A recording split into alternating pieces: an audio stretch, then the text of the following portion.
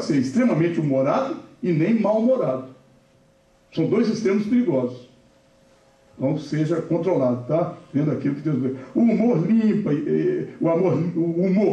e sadio relaxa a tensão e alivia situações difíceis.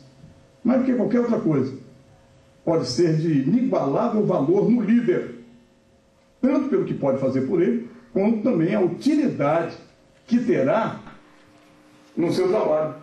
O humor pode desarmar uma situação tensa, restaurar uma situação de anormalidade, tem um problema, aí você chega ali com seu humor, não é assim. Tá? Outra coisa, parece até um paradoxo, ira.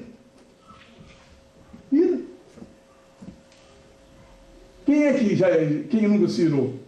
Você não pode, o que não pode acontecer com a ira? Se pôr o sol se esconder, né? E eu ficar irado ainda. Não, eu tenho que ter o controle. Parece que a ira é uma qualificação estranha para a liderança. Em outro contexto poderia ser considerada como um fator desqualificante, mas não é. Só é você ler 3 e 5 que Jesus se irou. O pessoal estava caminhando, estava trabalhando lá, ele pegou a chibata e mandou ver. Mas claro, o zelo do Senhor. Né? O pessoal falou assim, só não pode estar curando. Ele ficou irado, aborrecido, porque era um sábado, né? Ele chamou o cidadão, vem aqui na frente. O cara estava com a mão mirrada, mão seca, né? Estenda a mão. Estendeu a mão, ficou curado. Entende? Outra coisa, paciência. Uma dotação generosa de paciência é essencial à boa liderança. Paciência é a rainha das virtudes. Ser paciente é uma prerrogativa que nem todos têm. A impaciência já fez muitos casais se separarem. A impaciência já fez muitos líderes ficarem no descrédito. Nós temos que ter paciência. Eu tenho que ter paciência com a minha esposa, ela tem que ter paciência comigo, eu tenho que ter paciência com os meus filhos físicos que Deus me deu, e os filhos espirituais, tenho que ter paciência com eles. Outra coisa, amizade. Você pode medir a estatura de um líder pelo número e pela qualidade de seus amigos. Tem que ter amizade. Outra coisa, tato e diplomacia. O verdadeiro líder, ele tem tato. O significado original de tato é o sentido do tato, é a sensibilidade do toque. Veio a significar posteriormente a habilidade em relacionar-se com pessoas em situações delicadas. Tato e diplomacia estão intimamente relacionados. Desculpe. Se um líder aí tivesse mais tato, talvez, né, a gente não pode julgar, não sabemos qual seria o desdobramento, mas não estariam morrendo tantos soldados no Iraque.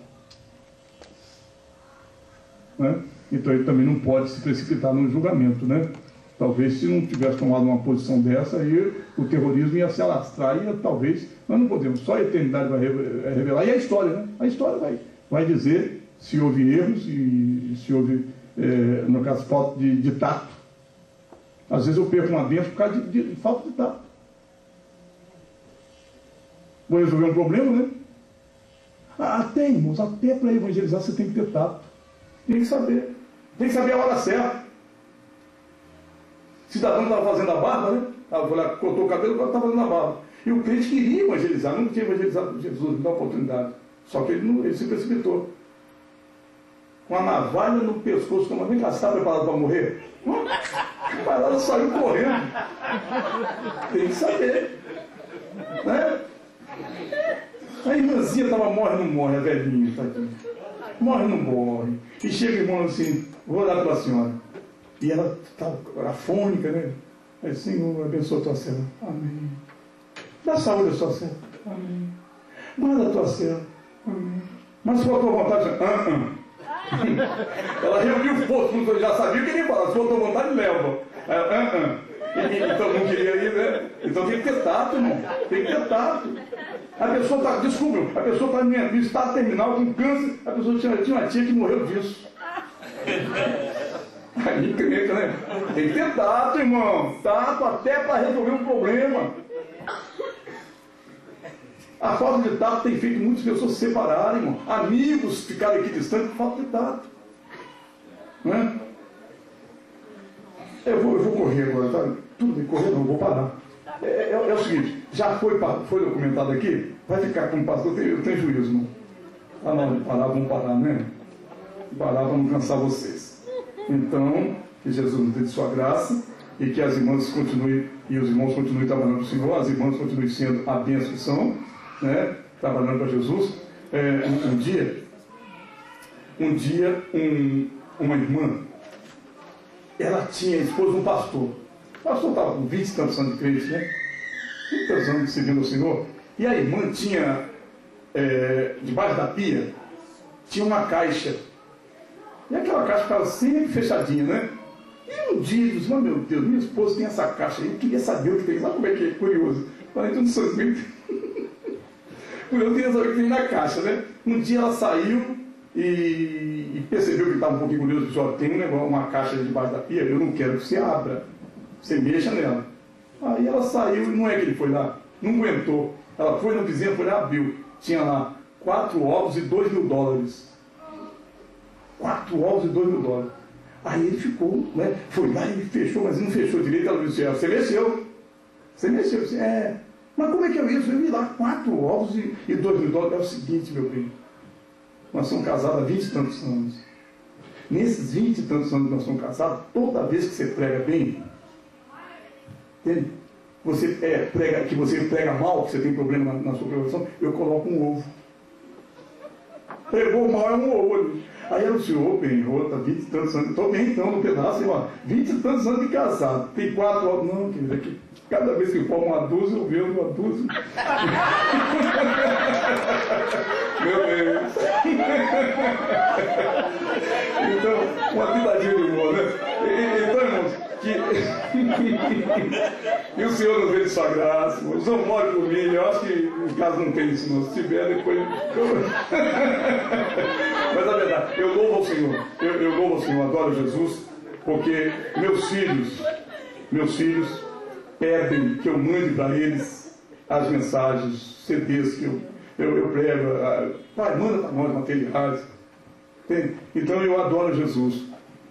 Porque dentro da minha casa ele tem a simpatia dos filhos da esposa, né? A esposa gosta de ver. Quando às vezes eu não prego, Samuel, tá bom o culto, mas você não pregou. Então que Jesus me dê de sua graça, que eu continue com esse ritmo, né? Pelo menos servir ao Senhor e procurar adorar a Jesus. Quem sabe, né, nessa sexta comemoração, quem sabe Deus está despertando. Porque a liderança, às vezes, ela está incubada. A liderança, às vezes, está ali, dormindo. Por isso que eu tenho dificuldade de aceitar quando alguém diz, Senhor, me dê uma nova unção. Alguém já falou, não está com uma nova unção. Não existe nova unção. Tem gente que fala até hino, eu respeito. Mas não existe uma nova unção. A Bíblia diz em 1 João 2,20, vós tendes a unção do santo sabeis tudo. Quando chega em 1 João 2,27, diz assim, e a unção que dele recebesse fica em vós. A unção que Deus me deu quando eu era pequenininho está em mim. Ou ela está ativa ou inativa. Ou ela está dormindo ou está acordada. Por isso que Paulo disse, procura, ele não pediu para arranjar um novo dom e procurar uma renovação, não. Ele disse, procura despertar o dom que há em ti. A liderança está dentro de você, meu irmão. A liderança está dentro de você, meu irmão. Deixa aflorar, deixa as coisas acontecerem. Mas nunca esqueça que Deus colocou um líder na igreja. E o líder tem a visão de Deus. E o líder vai nortear. E o líder, Deus vai mostrar para ele, porque uma das qualidades é a visão. Deus vai mostrar para ele que você tem uma chamada. E daqui a pouco você vai ser aquela ilustre desconhecida, vai passar a ser uma bênção. Vai passar a ser uma líder. Um líder para trabalhar com crianças, para trabalhar com adolescentes. Enfim, o nome do Senhor vai ser glorificado. Quer dizer, irmãos, eu não tive nenhuma vaidade de pensar na possibilidade de passar todo o ensinamento para vocês. Eu passei, assim, bem rapidinho, pelo menos 60%, não na sua profundidade, mas passei alguma informação. Que Jesus nos dê de sua graça, que Deus levante líderes, que o verdadeiro líder é aquele que respeita, o que eu falei aqui? O princípio de autoridade. Tem um princípio de autoridade. A autoridade máxima da igreja é o anjo da igreja. Quando você vê sobre as igrejas de Éfeso, a igreja de Éfeso, Esmirna, Pérgamo, Tiatira, Sardes, Filadélfia, Laodiceia, o Senhor Jesus se apresentava a quem? Ao anjo da igreja, ao líder da igreja. Que Jesus nos dê essa graça. Um dos motivos que a igreja do Senhor cresce é porque existe esse princípio de respeito para com a autoridade.